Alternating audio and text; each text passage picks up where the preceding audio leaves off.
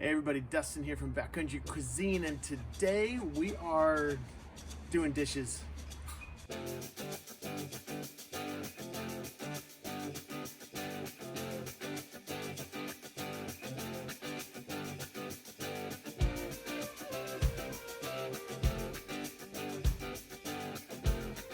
All right, so there are a couple different options for cleaning up your pots when they get all dirty and gross, and a lot of it depends on how bad they get. Now, a quick reminder, one of the reasons why I love using a pot cozy, that Reflectix thing around the outside, is you don't really cook your meals too much in the pan. You bring it up to a boil, maybe cook it for a minute or two, and then you pop it into the cozy before it has a chance to really start to burn on the bottom. So, pot cozies, number one cleaning up trick. Number two trick, you just use your fork or your spoon or whatever, and you eat it. Now, it's not great, but you know, I carried it in. I don't want to carry it out, and I don't want to bury it because the animals will find it. It's super tasty. They're going to find it. Clean it out as much as I can. And then when I got it pretty darn close, I'm just not getting anything else with my spoon anymore. Then I go for some water. Put a little water in the bottom, and I use my fingers. Now, I do make sure my fingers are clean. I will wash my fingers or my hands in the lake. Make sure they're nice and clean. Use hand sanitizer, whatever you feel comfortable with. I just use my finger, and I dip it in the water, bring it up to the side, and I just make my way around the cup.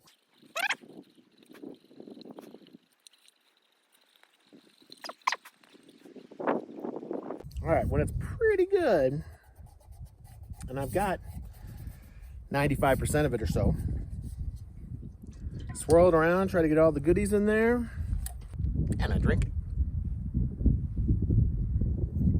it. Ew, you're drinking dishwater. Kind of, except I'm not using any soap. So it's not really dishwater. It's just watered down food, cold watered down food. And I need more water anyway, so it's not a big deal. No, it's not great tasting, but it's better than throwing it in the woods, I think. That's what I do. And then, you know, it's pretty close.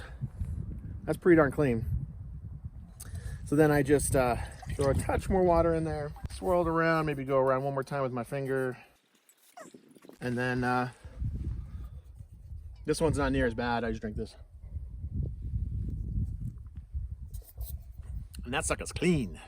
Now, it works great if it's not too burnt. If you got some food that's stuck on there because you cooked in here, there's some burnt at the bottom, there's some stuck. I've been scraping, I got my plastic spoon. I've been scraping.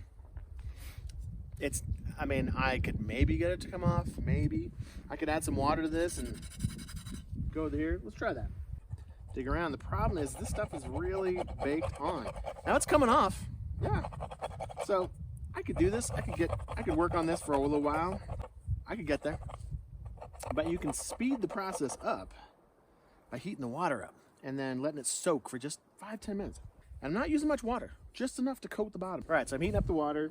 Yeah, already coming up. Already.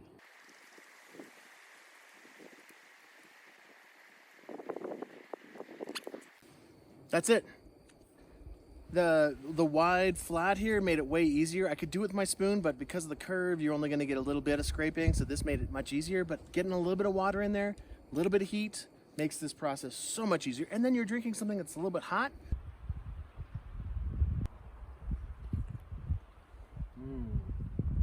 Like a hot drink. Like a hot, watered down, leftover. That's pretty good.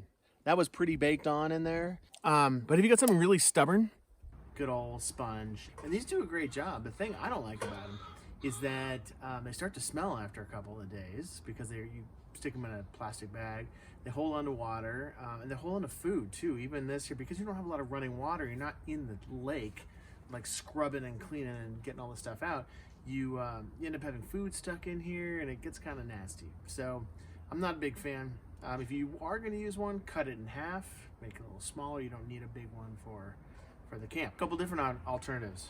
Number one, cones. The Doug fir cones do a pretty good job. Pine cones are not as good because they're so woody. you're only gonna have like points of contact. But with this guy, you've got like a little rough, but it's soft enough that it's gonna kind of dig down there and really allow you to get into the corners and things like that. So Doug fir cones are good.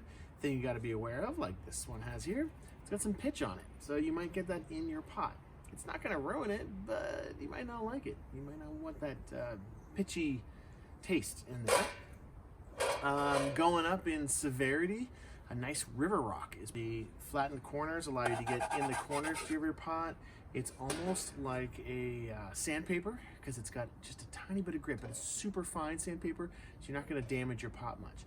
Do not use this if you're using some sort of Teflon or coated pan. It's gonna damage the coating, so you do not want to use a rock for that purpose.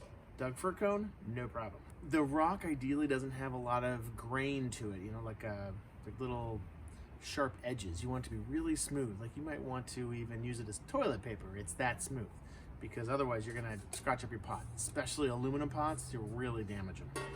So river rocks do pretty good job. And then another option, which is at the beach, you go down to the river, grab some sand, throw some sand in there, and you can use that to scrub that out. Now that part, like you try to get everything you can out except for whatever's stuck and burnt on the bottom. Then you use that. The only option you have is to toss that in the woods somewhere. Try to spread it out, get far away from camp, all that. All right, so that's cleaning your pot.